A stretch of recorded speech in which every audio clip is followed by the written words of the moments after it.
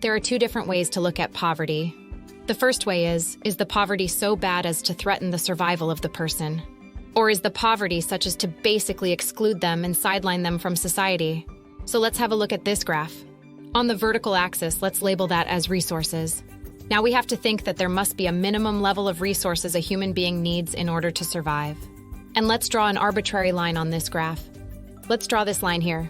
And when we mention resources, the kind of things I'm talking about are shelter, food, and water, including things like sanitation. So anything really that falls below this line is really threatening survival. Now, when we mention resources, one of the things that we can think about is we could think about it as resources, or we could think about it as a level of income. And you may have actually heard the term many people are living below $1 a day or $2 a day. So oftentimes we actually use a level of income to denote this minimum level of resources that are needed. Now, what we're talking about here is a specific idea, the idea of absolute poverty. And absolute poverty has an absolute value associated with it, an absolute level at which if you go beneath it, survival is threatened. One of the things that absolute poverty also kind of brings up is the fact that this level applies no matter where you are. So when we say absolute poverty is $1 to $2 a day, that could be whether you live in Africa, Canada, or even the Arctic. That also opens us up to a degree of debate because what we do know is that really we're using these arbitrary income or resource cutoffs. But people living in the Arctic, for example, will require perhaps a lot more resources. The minimum resource level will be much higher because they have to have a lot of heating expenses. It's much harder to find food. So really, there is a degree of real-life variability that absolute poverty may not really consider. So let's go back to this line, this absolute poverty line. And let's look at the horizontal axis and label this as time. And over time, this is an absolute line, so it just continues really unchanged unless we decide to redefine it. And this again is our absolute poverty line. So one of the things that can potentially happen in a society is that the median level of income, the average or the middle level of income in a society, particularly a developing or poor country, can gradually rise as a country gets richer. And when it does so, we find that less and less people may, either as a number or as a proportion, may live in absolute poverty. And more people will live above this absolute poverty line.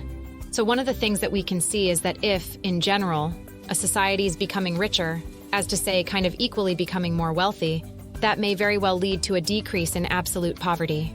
So really when we think about absolute poverty, we're talking about these really small numbers, $1 to $2, and we're really focusing on developing countries. But let's think about developed countries, and countries where the income levels and resource levels are actually much higher. Do they have any poverty? Now we've got a very, very similar graph. And again, on the vertical axis, we're going to put resources. And on the horizontal axis, we're going to put time. And what we have previously mentioned is that absolute poverty line. So let's draw that in here. And really, the absolute poverty line can be different values and different definitions, and different organizations can define it based on income or resources and define it differently. Okay, now let's consider the United States. So instead of thinking about $1 or $2 a day, in the United States, the median per person income is actually above $80 a day. So it could actually be much higher on this level. So the resource level of those individuals is actually much higher than this absolute poverty line. So does that mean that we don't have any people living in poverty in the United States? This is where things can actually change because we can use a different marker now. Instead of saying absolute poverty and thinking about poverty as being different arbitrary cutoffs such as $1 or $2 a day, why don't we start to think about poverty as being a level, a percentage level below the median income of a country?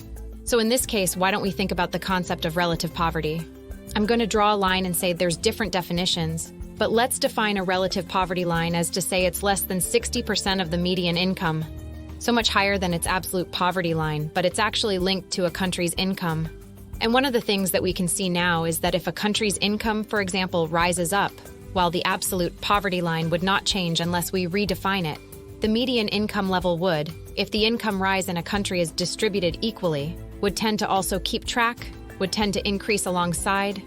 So as people will continue to live in this relative poverty, one of the important things to think about relative poverty is that what we're saying is relative poverty is not talking about survival, because that is absolute poverty. What relative poverty is talking about is people whose incomes are so low in their own society that they are basically being excluded from society, are being sidelined because their income levels are too low. So even if, for example, they're earning $20 a day, which is much more than the absolute poverty line, they're still not able to participate in society, to have a meal, to engage in the educational process, to gain suitable transport. In societies where the median income per person, and I should put that down here, this is per person, is much higher. So this really separates out this absolute poverty line, which is a measure across all countries, and it tends to be a single standard from this relative poverty, which is related to the society or the country or the environment where an individual is living.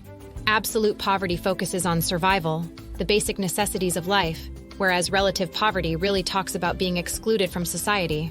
And relative poverty can track with a country's per-person income going up and down, whereas in relative poverty can track with a country's per-person income going up and down, whereas absolute poverty tends to stay the same.